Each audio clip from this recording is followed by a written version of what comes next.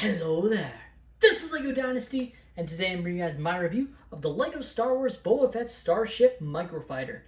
It is set number 75344, comes with 85 pieces, and is rated ages 6 and up.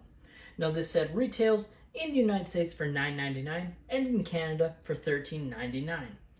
Now, without further ado, let's kick off this review starting with the box. So, as you can see, box is very nice. It's based off of the Book of Boba Fett, so we have our I believe second Book of Boba Fett set. Kind of sad, but obviously Book of Boba Fett wasn't the greatest of the Mandoverse of shows, but I thought it was okay. It had its good moments, had some cringy moments, obviously, but even then, would have liked to see some more sets, some more minifigures from that show turn up into Lego. But we do have the Boba Fett minifigure that unfortunately is still very inaccurate, as they will not invest in getting the better color scheme. No idea why. It feels very simple. You see the back shows Tatooine with the Microfighter landed there. Some of the other are really the only play feature, the ability to shoot out the guns as a flick fire missile. So that's fun, I guess.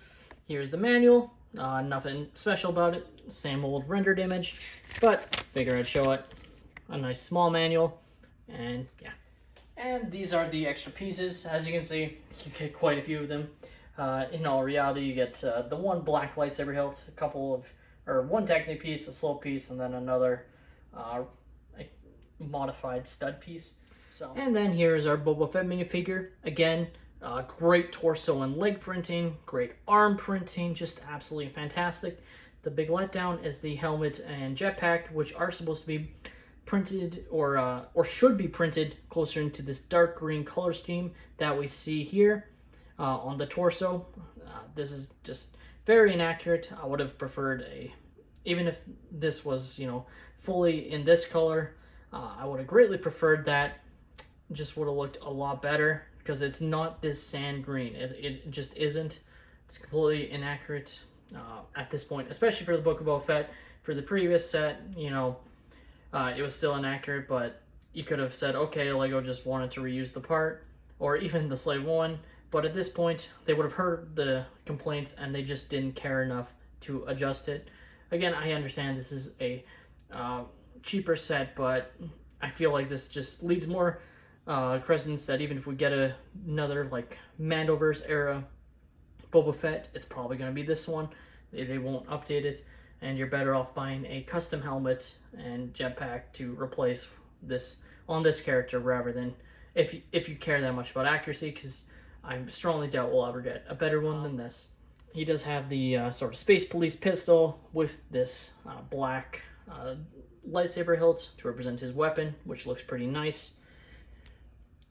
He has the newer style head, which is sort of to represent Temuera Morrison a little better, which works quite well. No back head printing, and taking off the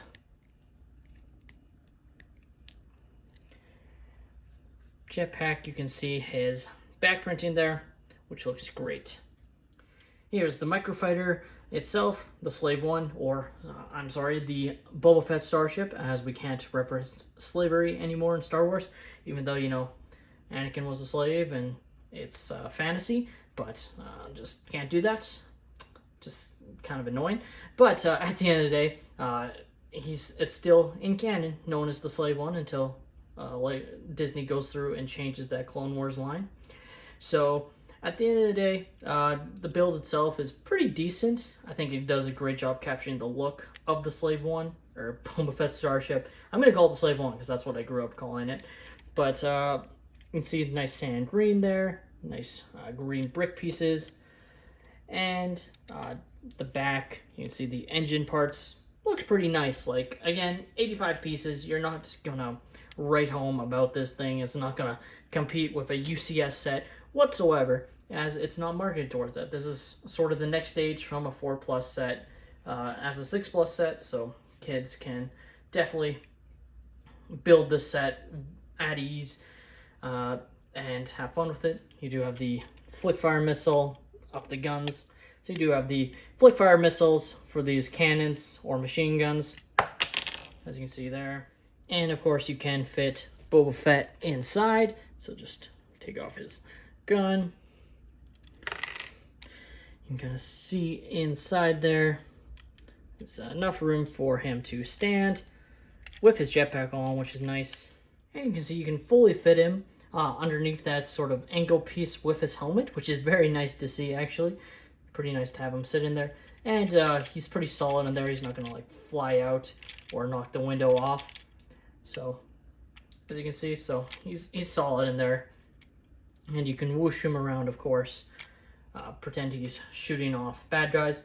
Goes pretty well in size to some of the other microfighters that we've seen, as to be expected there. But yeah, the Boba Fett Starship Microfighter looks great for a microfighter.